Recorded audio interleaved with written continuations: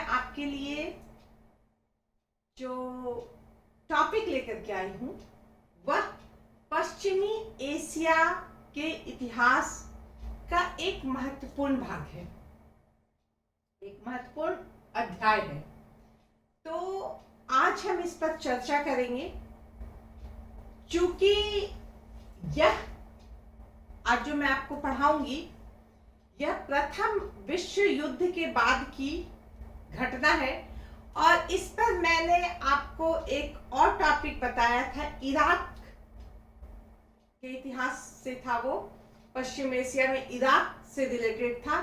Iraq में British mandate, तो British mandate की स्थापना हुई थी कहाँ? इराक में।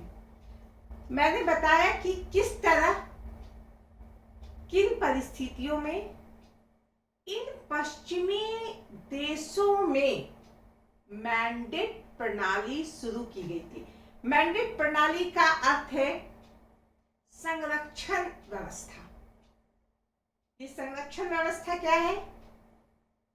यह कहकर कि यह देश कमजोर है, इसे संरक्षण देना है, इसे सही रास्ते में लाना है, इसकी जो आंतरिक स्थिति है, बाहरी स्थिति है, हर तरह से इसे मजबूत बनाना है। और इसके तहत मैंडेट सिस्टम की शुरुआत की गई थी। हम याद करें कि प्रथम विश्व युद्ध के बाद जो देश विजयी हुए थे उन्होंने अपना दबदबा बना के रखा था उन देशों पर जो हार गए थे। इसी क्रम में हम देखते हैं कि जो भी देश, चाहे वो पश्चिमी एशिया के देश जो तुर्की के साथ थे, जो हार गए थे, उन देशों को इन मित्र राष्ट्रों ने, चाहे फ्रांस हो या इंग्लैंड हो या इन लोगों ने अपने आप का अपना वर्चस्व कायम रखा था। और उसके तहत उन्होंने क्या कहा कि इन क्षेत्रों को, चूंकि यह क्षेत्र, चाहे वो सीरिया हो, चाहे वो इराक हो, पैलेस्टाइन हो, ये क्षेत्र बहुत ही कमजोर हैं, तो इन्हें संरक्षण दिया जाए और इन्हें मजबूत देश बनाया जाए। यही मैंडेट प्रणाली थी। और इसका अगर मुख्य उद्देश्य हम देखें तो कोई संरक्षण या सुरक्षा या इनको मजबूत करने वाली बात नहीं थी। अगर कहा जाए तो एक प्रकार से ये देश, ये मित्र राष्ट्र जो थे, ये फ्रांस और खासकर इंग्लैंड, ये अपना उपनिवेश इस बहाने वो बढ़ा रहे थे। इसके पीछे हम देखेंगे कि किस तरह इन देशों ने, इन जो जिन्हें उन्होंने अपने संरक्षण में लिया था, किस तरह से उन्होंने वहां दमन नीति चलाई, किस तरह से उनकी राष्ट्रीयता को दबाया, राष्ट्रीयता की भावना को दबाया, यह देखने वाली बात है। लेकिन फिर भी हम क्या कहते हैं कि मैंडेट व्यवस्था, संरक्षण प्रणाली। और प्रथम विश्व युद्ध के बाद जब सैन रेमो की संधि हुई 1920 में, तो उसके अनुसार बहुत सारे देशों को, कमजोर देशों को मजबूत देशों के हाथों में दिया गया कि अब यही तुम्हारे विधाता है। इसी के अंतर्गत हम देखेंगे कि सीरिया में फ्रेंच मैंडेट की स्थापना की गई, यानी फ्रांस को संरक्षण करने का अधिकार दिया गया। किसे? सीरिया को। सीरिया का जो अपनी नेशनल असेंबली थी, उसमें यह चुनाव किया गया था कि अमीर फैसल हमारे शासक होंगे, हमारे देश के वो जो संरक्षक है, हमारे देश के शासक होंगे। लेकिन मैंडेट व्यवस्था लागू हो गई और सीरिया फ्रांस के अंतर्गत आ गया। ऐसे में फ्रांस ने कहा कि भाई अब ये तुम्हारा कोई राजा नहीं रहेगा, तुम्हारे द्वारा, यहाँ की जनता के द्वारा चुना हुआ कोई राजा नहीं रहेगा, यहाँ पर हम अपना शासन स्थापित करेंगे। और इसके अंतर्गत एक चुनौती दी गई, एक चेतावनी दी गई और कहा जा सकता है कि 24 जुलाई 1920 को फ्रांस ने दमिश्क क्या है, सीरिया की राजधानी, वहां पर अधिकार कर लिया और अमीर फैसल को वहां से हटा दिया गया, ये करके कि अब यहाँ पर फ्रांस के द्वारा शासन होगा, फ्रांस के द्वारा सीरिया को एक मजबूत देश बनाया जाएगा, क्योंकि सीरिया बहुत कमजोर है, इसे हर तरह से मजबूत बनाना है, इसके लिए यह व्यवस्था जरूरी है। तो इस तरह से हम क्या देखते हैं कि जिस तरह इराक में ब्रिटिश मैंडेट की स्थापना हुई थी, उसी तरह सीरिया में फ्रेंच मैंडेट की स्थापना हुई और यह स्थापना, ये जो मैंडेट की प्रणाली की व्यवस्था की गई, इसमें हम क्या देखते हैं कि किस तरह क्या प्रभाव पड़ा उसका। तो चलिए सबसे पहले हम देखते हैं कि क्या किया गया सुधारने के लिए, उस प्रांत को, उस देश को सुधारने के लिए इन संरक्षकों ने क्या किया। तो सबसे पहले हम देखते हैं कि जैसे ही फ्रांस ने वहां अपना अधिकार किया, सबसे पहले उन्होंने अपनी नीति अपनाई। सीरिया जो बहुत बड़ा देश था, उसे बहुत सारे भागों में बांट दिया। जैसा कि हम जानते हैं कि पश्चिमी देश फूट डालो और शासन करो की नीति पर बहुत विश्वास रखते थे, और इसी के तहत उन्होंने सबसे पहले क्या किया, बृहत्तर लेबनान की बनाया, माने एक बृहत लेबनान, बड़ा लेबनान बनाया। और उसमें पहले लेबनान तो था ही, एक जगह, एक जो प्रांत था लेबनान था, लेकिन इसे बृहत्तर यानी बड़ा लेबनान बनाया। और उसमें किसे किसे जोड़ दिया, उसमें बेरूत, त्रिपोली, सीडान, टायर, बालबैक, ये सारे क्षेत्र को लेबनान में जोड़ दिया। ठीक है। दूसरा जो क्षेत्र था उसे अलेक्जेंड्रेटा बनाया, तीसरा लटाकिया बनाया और चौथा जबरदस्त बनाया। तो इस तरह से अपने हिसाब से, अपनी सोच के अनुसार सीरिया को इन भागों में बांट दिया गया। और अब इस पर अलग तरीके से शासन करने की बात सोची आने लगी। कि पहली बात हम ये कहेंगे कि क्यों बांटा गया, इसे इतने भागों में बांट दिया गया या फूट डाला गया, क्यों? क्योंकि एक ना हो जाए, इनमें एकता वाली बात ना हो जाए, जिससे इनमें राष्ट्रीयता की भावना को बल मिले और कल को ये फ्रांस के खिलाफ खड़े हो जाए। इसलिए सबसे पहला कदम यही था कि सीरिया को बहुत सारे भागों में बांट दिया गया। हम जानते हैं कि सीरिया एक बहुत बड़ा देश था, जिस समय की हम बात करें हम था कहेंगे, बहुत बड़ा देश था। उत्तर में हम देखेंगे इसके टर्की था, दक्षिण में पैलेस्टाइन, एक तरफ इराक था, एक तरफ भूमध्य सागर था। तो इस तरह बहुत बड़ा क्षेत्र था ये। और इस क्षेत्र में इस तरह से बांट देने से बहुत तरह के लोग भी रहते थे, ईसाई थे, मुस्लिम थे, यहूदी थे, कुर्द जाति के लोग थे, बहुत तरह के, बहुत जाति के लोग भी थे। और इस तरह बहुत बड़ा क्षेत्र था जो बहुत अलग अलग देशों के बीच में घिरा हुआ था। जैसा कि मैंने बताया कि इसके पूरब में इराक भी था, और वो इराक फ्रांस के ब्रिटेन के अंदर था, ब्रिटेन मैंडेट के अंदर। तो इस तरह से इतने भागों में बांटकर यहाँ की राष्ट्रीयता की भावना को कुचलने का प्रयास यहाँ के जो फ्रांस के अधिकारी थे उन्होंने किया।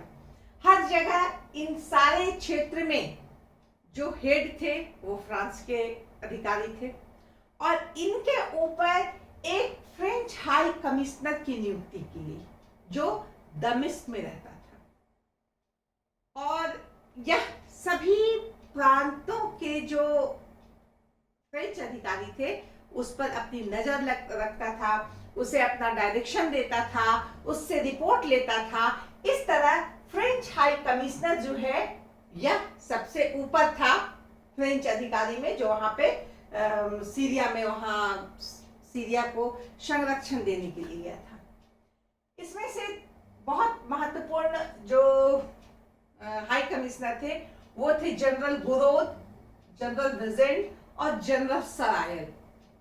इनका नाम इसलिए भी लिया जाता है क्योंकि इन्होंने 1920 से लेकर 1926 तक पूरी शक्ति के साथ दमनकारी नीति को अपनाया। जहां भी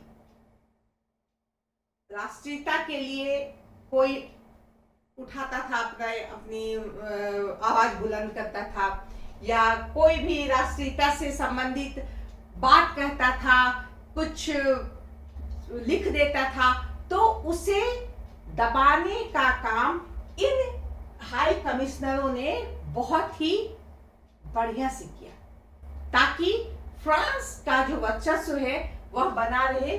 सबसे पहले हम ये कहेंगे कि गुरोद ने ही सबसे पहले अमीर फैसल को हटा करके वहां पर अपना शासन स्थापित किया। तो इस तरह से हम कह सकते हैं कि फ्रेंच हाई कमिश्नर के द्वारा वहां की राष्ट्रीयता की भावना को पूरी जोर शोर से दबाने का प्रयास किया गया। जैसा कि मैंने बताया, इसका मुख्य उद्देश्य क्या था? फ्रेंच हाई कमिश्नर जो नियुक्त हुआ था उसका मुख्य उद्देश्य क्या था? राष्ट्रीयता की भावना का दमन करना। कोई भी व्यक्ति फ्रांस के विरोध में बात ना करे, अपनी राष्ट्रीयता के लिए बात ना करे, अपनी राष्ट्रीय भावना को दिखाने का या राष्ट्र के प्रति अपने राष्ट्र को स्वतंत्र करने का इन विदेशियों से ये सोचने की भी जरूरत नहीं करना है, यह इनका उद्देश्य था। भेदभाव फैलाना, जैसे कि मैंने अभी बताया कि वह ईसाई भी थे, मुस्लिम भी थे, कुर्द भी थे, यहूदी भी थे। इन जातियों के बीच वैमनस्य फैलाना, एक दूसरे के प्रति भड़का करके रखना कि अरे वो तो सुन्नी है, सीरिया के सुन्नी है, क्या तुम उसके द्वारा शासित हो गए? लटाकिया में सुन्नी मुसलमानों के द्वारा वहां के लोग नहीं चाहते थे कि हम वहां के लोगों के द्वारा शासित हों, तो इसके लिए हाँ बिल्कुल सही करते हो, बिल्कुल उसके साथ में नहीं रहना। तो इस तरह से तरह से भेदभाव फैलाया जाता था ताकि ये आपस में एक हो करके अपनी राष्ट्रीयता के लिए और फ्रांस के विरोध के लिए खड़े ना हो जाए। प्रेस पर प्रतिबंध लगाना ये तो बहुत सामान्य बात है कि अगर हम चाहते हैं कि लोग कंट्रोल में रहें तो प्रेस पर प्रतिबंध लगाना बहुत जरूरी है। और यही काम इन हाई कमिश्नरों ने किया कि ऐसा नहीं कि जो मन में आ रहा है वो अखबार में निकल जा रहा है, जिसे जो मन कर रहा है वो कहानी, कविता, कार्टून अपने विचार को लिखे जा रहा है। कोई भी चीज प्रेस में छप रहा है तो उसमें सरकार का मतलब है फ्रेंच अधिकारियों की सहमति होना आवश्यक है। उनका एक आदमी रहे जो देखे कि हाँ ये चीज अखबार में निकल सकता है, ये पुस्तक प्रकाशित हो सकती है। तो इस तक प्रेस पर प्रतिबंध लगाना इन हाई कमिश्नर के तरफ से महत्वपूर्ण काम था। राजनीतिक हस्तक्षेप करना, जब संरक्षण की व्यवस्था दी गई फ्रांस को तो बहुत सारे अधिकार इन देशों को दिया गया। सीरिया को, वहां के लोगों को बहुत सारा अधिकार दिया गया कि भाई ये क्षेत्र तुम्हारा है, इस क्षेत्र में स्थानीय स्वायत्तता के बारे में या शिक्षा के बारे में ऐसे बहुत सारे अधिकार दिए गए जो वहां के लोग कर सकते थे। लेकिन यह जो मैंडेट व्यवस्था थी और ये जो फ्रेंच अधिकारी थे, फ्रांस के जो अधिकारी थे, वह राजनीतिक हस्तक्षेप करने लगे जो उनके अधिकार क्षेत्र में नहीं था। कौन खड़ा हो रहा है, कौन किस दल का प्रधान है, कौन किस दल का समर्थन करता है, नहीं उसको निर्वाचन में खड़ा मत करो, वो उस दल का है, वो सही नहीं है। तो इस तरह से राजनीतिक हस्तक्षेप के द्वारा भी अरब राष्ट्रीयता को दबाने का प्रयास किया गया। कहां? सीरिया में। किसके द्वारा? फ्रांस के द्वारा। अर्थव्यवस्था और संस्कृति पर भी चोट की गई। वह सब जगह की अपनी मुद्रा होती है, सीरिया में भी अपनी मुद्रा थी, अपने करेंसी। अब फ्रांस का जो मुद्रा है उसे यहां से जोड़ दिया गया। जो मुद्रा है वह फ्रांस के अधीन उसके बैंक में छपने लगा। कहने का मतलब कि सीरिया की मुद्रा और फ्रांस की मुद्रा को एक कर दिया गया। जब फ्रांस की मुद्रा का जब वैल्यू कम हुआ तो सामान्य सी बात है सीरिया की भी मुद्रा का वैल्यू कम हो गया।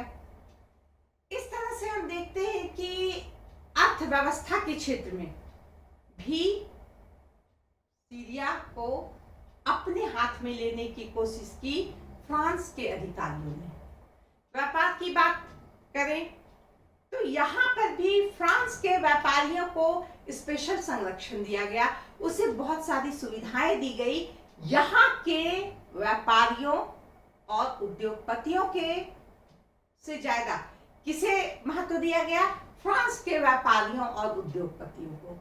तो इस तरह से फ्रांस ने सीरिया पर एक प्रकार से प्रहार किया, चोट किया और उसे मजबूत बनाने की कोशिश नहीं की बल्कि उसे और कमजोर बनाने का प्रयास किया जाने लगा और करने लगे ये फ्रांस के अधिकारी। संस्कृति पे चोट, कहने का मतलब कि जो वहां की भाषा है, अरब की भाषा है, अरबी भाषा है, उसे गौण कर दिया गया, उसे सेकेंडरी बना दिया गया। फ्रांस को जो है फ्रांस की भाषा, फ्रांसीसी भाषा को महत्वपूर्ण स्थान दिया गया। न्यायालय में हो, कोर्ट में या शिक्षण के क्षेत्र में हो, एजुकेशन में, वहां पे अरब भाषा से ज्यादा महत्व फ्रांस की भाषा को दिया जाने लगा और यह अपने आप में संस्कृति पे बहुत बड़ी चोट थी। इस तरह से हम देखते हैं कि हर जगह, चाहे बृहत्तर लेबनान के साथ बात ये थी कि यहाँ शुरू में लेबनान में बहुत ज्यादा क्रिश्चियन थे, बहुत सारे ईसाई थे, तो इन ईसाइयों से फ्रांस को शुरू से ही बड़ा प्रेम था क्योंकि वह वहाँ ईसाई थे। बाद में जब इतने सारे देशों को मिला दिया गया इसमें, तो इसमें मुसलमानों की संख्या बहुत बढ़ गई। लेकिन फिर भी हम देखते हैं कि लेबनान के प्रति फ्रांस के अधिकारियों का जो विचार था, उनकी जो कार्य प्रणाली थी, वह बहुत ही उदार थी और सहयोगात्मक थी। तो इससे क्या हुआ कि लेबनान फ्रांस के अधिकारी या फ्रांस की जो व्यवस्था उससे खुश रहते थे, उसके विरुद्ध बहुत विद्रोह नहीं करते थे।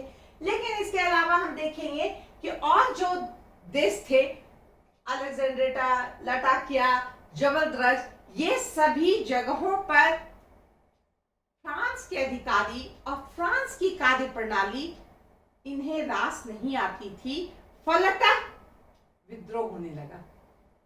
और कह सकते हैं कि 1920 में यहाँ पे संरक्षण प्रणाली स्थापित की गई। इसी समय से विद्रोह शुरू होने ही लगा, होता ही जाने लगा और अंततः हम देखते हैं कि 19, 20, 21, 22 में यह विद्रोह जो है बढ़ता ही गया। इस तरह हम देखते हैं कि अलग अलग क्षेत्रों में फ्रांस के शासन के खिलाफ यहाँ के लोगों ने विद्रोह करना शुरू कर दिया। इसका परिणाम जो हमने बताया कि इसके मुख्य उद्देश्य क्या थे, फ्रांसीसियों का मुख्य उद्देश्य क्या था कि राष्ट्रीयता की भावना पे चोट करना था, वहां पर भेदभाव फैलाना था, वहां पर जो प्रेस पर प्रतिबंध है या सांस्कृतिक और अर्थव्यवस्था पर जो प्रहार है, वो सारा कुछ इनका उद्देश्य था। इसका परिणाम निकला, इसका रिजल्ट क्या हुआ? इसका रिजल्ट ये हुआ कि अगर आप किसी को दबाएंगे तो बहुत साधारण सी बात है, वह भड़केगा। तो वही हाल हुआ यहाँ कि जो प्रयास किया जा रहा था फ्रांस की स्थिति को मजबूत करने का, एक प्रकार से फ्रांस ने अपना उपनिवेश यहाँ स्थापित करने जैसा रवैया अपनाया था। इस बात का परिणाम ये निकला कि अब लोग यहाँ और भड़क गए और यहाँ के लोग एक होने लगे और एकता और स्वतंत्रता का नारा इन लोगों का हो गया। कि हम एक हैं और हम स्वतंत्र हैं, हम फ्रांस के अंदर नहीं रहेंगे। और इसके अंतर्गत बहुत सारे ऐसे लीडर थे, बहुत सारे ऐसे नेता थे जिनके नेतृत्व में लोगों ने एकता और स्वतंत्रता का नारा लगाया फ्रांस के खिलाफ, जिसमें डॉक्टर शाहबंदर, फारिस बे अल खुदी, अल अतरस, ये सारे नेता थे जिन्होंने फ्रांस के विरोध में एक गुट बनाया और वो फ्रांस को बाहर निकालना चाहते थे, अपना स्वतंत्र शासन चाहते थे। इसके तहत क्या हुआ, शुरू में तो जब ऐसी बात हुई तो देखते हैं सबसे पहले जबल द्रज में जो है विरोध किया गया, उस पे फ्रांस के जो अधिकारी हैं उनके जो ऑफिस है उन पे हमला कर दिया गया। शुरू में ये जो विद्रोही हैं इन्हें बहुत सफलता मिली, बहुत सारे क्षेत्रों में उन्होंने अपना अधिकार कर लिया और फ्रांसीसी जो अधिकारी थे वो डर गए। लेकिन बाद में फ्रांसीसी अधिकारी पूरे मजबूत होकर के आए सामने और उन्होंने क्या किया, बहुत सारे सैनिक ले आए, बहुत सारे आर्मेनियन को अधिकार दे, वहां सैनिकों को नए नए अस्त्र शस्त्र हथियार दे दिए।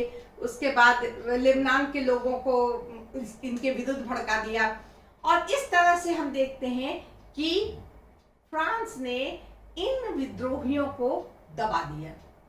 और यह चलने ही लगा, ऐसा नहीं कि दबा दिया तो वो दब गए, दोनों एक दूसरे के खिलाफ खड़े होने लगे और अंततः हम देखते हैं कि 1925 में जो है इन विद्रोहियों से डर करके या भय से आक्रांत होकर के फ्रांस के अधिकारियों ने क्या किया, दमिश्क में भयंकर बमबारी की, जिससे हजारों लोगों की जान चली गई। ये किसके समय में हुआ, ये सरायल के समय में हुआ, जब हाई कमिश्नर सरायल था। और इसके बाद बहुत अफरा तफरी मच गई कि अरे भाई ये तो बहुत गड़बड़ है, ये तो बहुत खराब मैसेज जाएगा पूरी दुनिया को, राष्ट्रसंघ के पास वो खराब मैसेज जाएगा, सरायल को हटाओ। सरायल को हटा करके दूसरे को लाया गया, उसने भी 1926 में वही काम किया, दमिश्क में फिर बमबारी की, क्योंकि वो विद्रोहियों से बहुत त्रस्त थे और उनके लिए बस एकमात्र सहारा था कि बमबारी करके इन्हें शांत करो। तो इस तरह से हम देखते हैं कि 2 बार दमिश्क पर बमबारी की गई विद्रोहियों को दबाने के लिए और बहुत हद तक यह सफल भी रहा। अंत में जब ऐसी विषम स्थिति आ गई तो एम पोंसोट की नियुक्ति की गई हाई कमिश्नर के रूप में कि भैया अब आप देखिए यहाँ बहुत ही मुश्किल हालात हैं। ऐसे समय में जब पोंसोट आए, उन्होंने विचार किया कि भाई इन्हें समझाने के लिए तो कुछ करना पड़ेगा, इन्हें कुछ ऐसा काम करना पड़ेगा ताकि ये मान जाए। और इसके तहत उन्होंने कहा कि चलिए एक संविधान बनाते हैं आपके लिए, एक संविधान बन जाएगा जो आपका संविधान होगा। और इसके लिए तैयार हो गए सभी लोग। 1928 में एक संविधान बनाने की एक सभा कमेटी बनी, उसमें बहुत सारे महत्वपूर्ण दल थे वो शामिल हुए और इसमें जो निर्णय लिया गया उसमें यह निर्णय लिया गया कि सीरिया को बहुत सारे अधिकार दिए गए, बहुत सारे राज्यों को उसमें मिलाने की बात कही गई, सुरक्षा का हो या वैदेशिक मामला हो, ये सारा सीरिया अपने पास, अपने पक्ष में, अपने हाथ में रखा ये सब अधिकार। यह सब बात पोंसोट को पसंद नहीं आई और पुनः कहा कि नहीं, ये संविधान वाली जो कमेटी बनी है, संविधान निर्मात्री सभा है, वह सही नहीं है, फिर से संविधान बनाई जाएगी। और पुनः संविधान जो फाइनली बनाई गई वह 1930 में बनाई गई।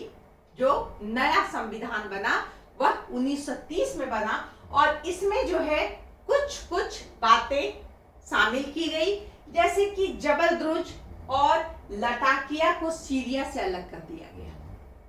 यह एक महत्वपूर्ण बात थी क्योंकि इसमें फ्रांस को भी फायदा था। अब हम देख रहे हैं कि सीरिया को पृथक किया गया, फ्रांस के पास जो है यहाँ की सुरक्षा और वैदेशिक मामलों का जो अधिकार था वह फ्रांस के हाथ में दिया गया। सीरिया लेबनान जो है वह फ्रांस के अधिकारियों के हाथ में रहे।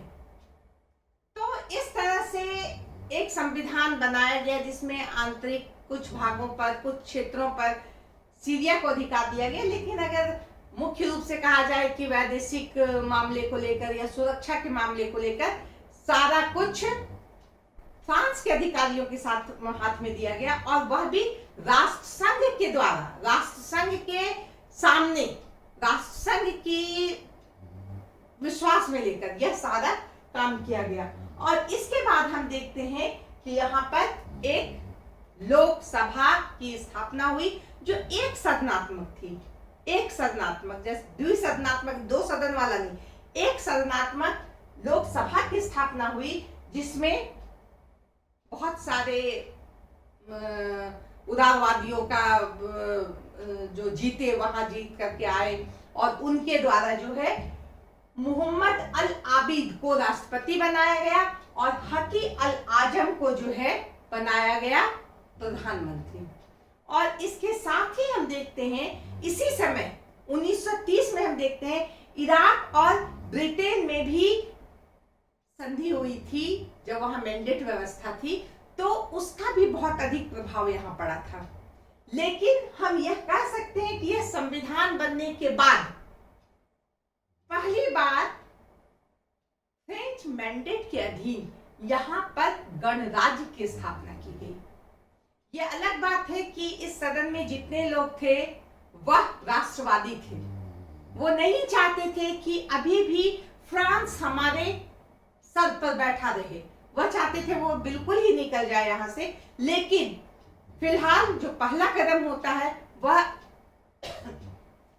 इन्होंने प्राप्त किया और फ्रेंच मैंडेट के अंतर्गत यह गणराज्य दमिश्क को प्राप्त हुआ। इसके बाद हम देखते हैं कि बहुत